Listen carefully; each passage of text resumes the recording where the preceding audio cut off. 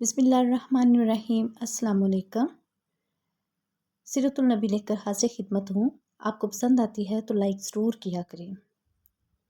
حضرت خالد بن ولید رضی اللہ عنہ نے پرچم سنبھالتے ہی دشمن پر زبردست حملہ کیا۔ اس طرح جنگ کا پانسہ صحابہ کرام رضی اللہ عنہم کے حق میں پلٹ گیا۔ اس طرح کفار پر مسلمانوں کا رعب چھا گیا اور وہ مزید لڑائی سے کترانے لگے۔ صحابہ کرام رضی اللہ عنہم نے باہمی مشورے سے اس حد تک کامیابی حاصل کرنے کے بعد واپسی اختیار کی۔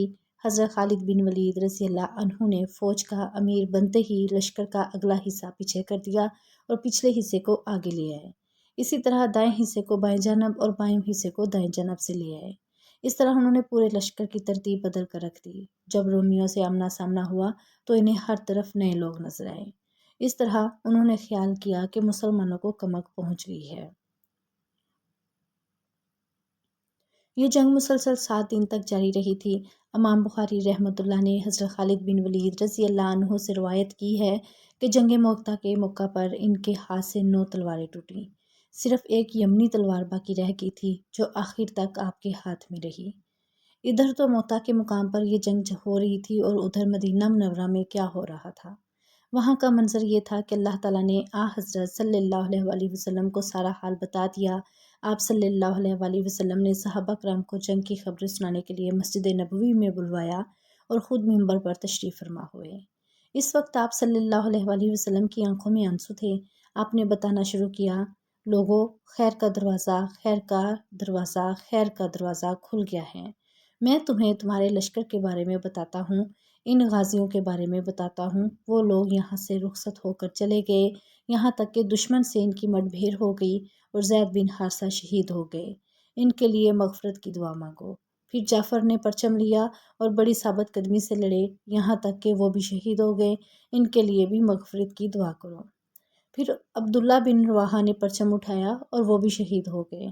پھر خالد بن ولید نے پرچم اٹھا لیا۔ وہ لشکر کے امیر نہیں تھے، وہ خود اپنی ذات کے امیر تھے، مگر وہ اللہ کی تلواروں میں سے ایک تلوار ہیں، اس لیے اللہ کی مدد تیار ہے۔ اللہ تعالیٰ نے اس تلوار کو کافروں پر سونپ دیا ہے۔ اللہ تعالیٰ نے دشمن پر فتح نصیب فرمائی۔ اس کے بعد حضور اکرم صلی اللہ علیہ وآلہ وسلم نے حضرت خالد بن ولید رضی اللہ عنہ کے بارے میں دعا فرمائی، اے اللہ، وہ تیری تلوار میں سے ایک تلوار ہے، تو اس کی مدد فرما۔ اسی دن سے حضرت خالد بن ولید رضی اللہ عنہ کو سیف اللہ کہا جانے لگا۔ حضرت اسماء بنت امیس رضی اللہ عنہا حضرت جعفر رضی اللہ عنہ کی بیوی تھیں۔ جس روز اس لڑائی میں حضرت جعفر رضی اللہ عنہ اور ان کے ساتھی شہید ہوئے، نبی اکرم صلی اللہ علیہ وآلہ وسلم ان کے گھر تشریف لائے اور فرمایا، جعفر کے بچوں کو میرے پاس لاؤ۔ حضرت اسماء رضی اللہ عنہا بچوں کو آپ کے پاس لے آئیں۔ حضور اکرم صلی اللہ علیہ وآلہ وسلم انہیں پیار کرنے لگے اور ساتھ میں روتے بھی رہے، یہاں تک کہ حضور اکرم صلی اللہ علیہ وآلہ وسلم کی داڑھی مبارک آنسوؤں سے تر ہو گئی۔ حضرت اسماء رضی اللہ عنہا کو حیرت ہوئی، پوچھنے لگیں، اللہ کے رسول، آپ پر میرے ماں باپ قربان، آپ کیوں رو رہے ہیں؟ کیا جعفر اور ان کے ساتھیوں کے بارے میں کوئی خبر آئی ہے؟ جواب میں حضور اکرم صلی اللہ علیہ وآلہ وسلم نے فرمایا، ہاں، وہ اور ان کے ساتھی آج ہی شہید ہوئے ہیں۔ وہ یکدم کھڑی ہو گئیں اور رونے لگیں۔ یہاں یہ بات قابل غور ہے کہ اس وقت حضرت جعفر اور ان کے ساتھی مدینہ منورہ سے بہت فاصلے پر ملک شام میں لڑ رہے تھے اور وہاں سے کسی طرح بھی خبر آنے کا کوئی ذریعہ نہیں تھا۔ اب ظاہر ہے اللہ تعالیٰ نے بذریعہ وحی خبر حضور اکرم صلی اللہ علیہ وآلہ وسلم کو دی تھی۔ آپ نے حضرت اسماء کو بلند آواز سے روتے دیکھا تو فرمایا، اے اسماء، نہ بین کر اور نہ رونا پیٹنا چاہیے۔ جلد ہی وہاں عورتیں جمع ہو گئیں، وہ بھی یہ خبر سن کر رونے لگیں، نوحہ اور ماتم کرنے لگیں۔ کسی نے حضور اکرم صلی اللہ علیہ وآلہ وسلم کو آ کر بتایا، عورتیں بہت ماتم اور نوحہ کر رہی ہیں۔ آپ صلی اللہ علیہ وآلہ وسلم نے ان سے ارشاد فرمایا، جا کر انہیں خاموش کرواؤ۔ وہ گئے اور جلد ہی واپس آ کر بولے، اللہ کے رسول، وہ خاموش نہیں ہو رہی۔ حضور اکرم صلی اللہ علیہ وآلہ وسلم نے ارشاد فرمایا، جاؤ انہیں خاموش کرنے کی کوشش کرو اور اگر نہ مانے تو ان کے منہ میں مٹی پھینکو۔ اس کے بعد آپ صلی اللہ علیہ وآلہ وسلم نے حضرت جعفر رضی اللہ عنہ کے بچوں کے بارے میں دعا فرمائی، اے اللہ، جعفر بہترین ثواب کے حقدار ہو گئے ہیں تو ان کی اولاد کو ان کا بہترین جانشین بنا۔ اس کے بعد آپ صلی اللہ علیہ وآلہ وسلم وہاں سے تشریف واپس لے آئے اور اپنے گھر والوں سے فرمایا، جعفر کی بیوی بچوں سے غافل نہ ہو جانا، آج وہ بہت غمگین ہیں، ان کے لیے کھانا تیار کر کے بھیجو۔ حضرت جعفر رضی اللہ عنہ کے بارے میں آپ صلی اللہ علیہ وآلہ وسلم نے ارشاد فرمایا، اللہ تعالیٰ نے جعفر کے دونوں بازوؤں کی جگہ پر 2 پر لگا دیے ہیں، وہ ان کے ذریعے جنت میں اڑتے پھرتے ہیں۔ حضرت عبداللہ بن عمر رضی اللہ عنہ کہتے ہیں کہ حضرت جعفر رضی اللہ عنہ کی لاش پر ان کے سینے اور مونڈھوں کے درمیانی حصے میں 90 زخم آئے تھے، یہ تلوار اور نیزے کے تھے۔ حضرت جعفر رضی اللہ عنہ اس روز تھے بھی روزے سے۔ حضرت عبداللہ بن عمر رضی اللہ عنہ کہتے ہیں کہ میں حضرت جعفر کے پاس شام کے وقت پہنچا، وہ میدان جنگ میں زخموں سے چور پڑے تھے۔ میں نے انہیں پانی پیش کیا تو انہوں نے فرمایا، میں روزے سے ہوں، تم یہ پانی میرے منہ کے پاس رکھ دو، اگر میں سورج غروب ہونے تک زندہ رہا تو اس پانی سے روزہ افطار کر لوں گا۔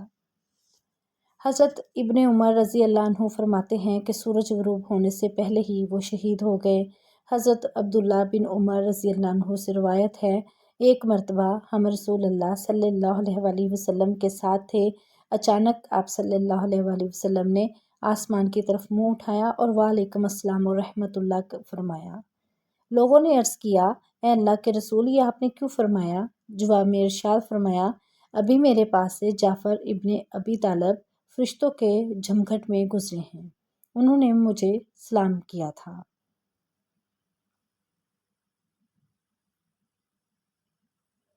غزوہ موتا سے واپس آنے والا لشکر جب مدینہ منورہ کے قریب پہنچا تو وہیں آ کر اللہ کے رسول اور مسلمانوں نے ان سے ملاقات کی۔ شہر میں بچوں نے اشعار گا کر انہیں خوش آمدید کہا۔ اس وقت آپ صلی اللہ علیہ وآلہ وسلم اپنی سواری پر تشریف لا رہے تھے۔ ان بچوں کو دیکھ کر فرمایا، انہیں اٹھا کر سواریوں پر بٹھا لو اور جعفر کے بچوں کو میرے پیچھے بٹھا دو۔ چنانچہ ایسا ہی کیا گیا اور اس طرح یہ لشکر مدینہ منورہ میں داخل ہوا۔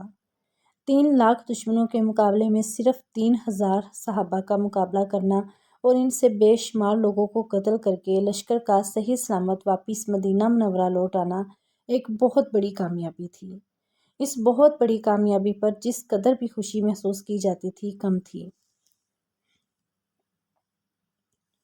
اس جنگ کے بعد مکہ فتح ہوا۔ یہ غزوہ رمضان 8 ہجری میں پیش آیا۔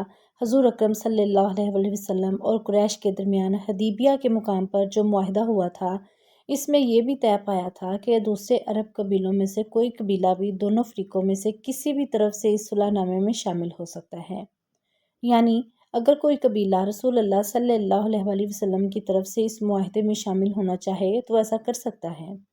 اس صورت میں ان شرائط کا پابند ہوگا جن کے پابند قریش تھے۔ اس شرط کی روح سے بنی بکر کا قبیلہ قریش کی طرف سے اور بنی خزاع کا قبیلہ رسول اللہ صلی اللہ علیہ وآلہ وسلم کی طرف سے اس صلح میں شامل ہوا، جبکہ ان دونوں قبیلوں میں بہت پرانی دشمنی تھی۔ دونوں کے درمیان کافی قتل و غارت گری ہو چکی تھی، خون کے بدلے باقی تھے۔ لیکن اسلام کی آمد نے ان دشمنیوں کو دبا دیا تھا۔ اب ہوا یہ کہ بنی بکر کے ایک شخص نے رسول اللہ صلی اللہ علیہ وآلہ وسلم کی شان میں توہین آمیز شعر لکھے اور ان کو گانے لگا۔ بنی خزاع کے ایک نوجوان نے ان اشعار کو سن لیا، اس نے بنی بکر کے شخص کو پکڑ کر مارا، اس سے وہ زخمی ہو گیا۔ اس پر دونوں قبیلے ایک دوسرے کے خلاف اٹھ کھڑے ہوئے، کیونکہ پرانی دشمنی تو ان میں پہلے سے چلتی آ رہی تھی۔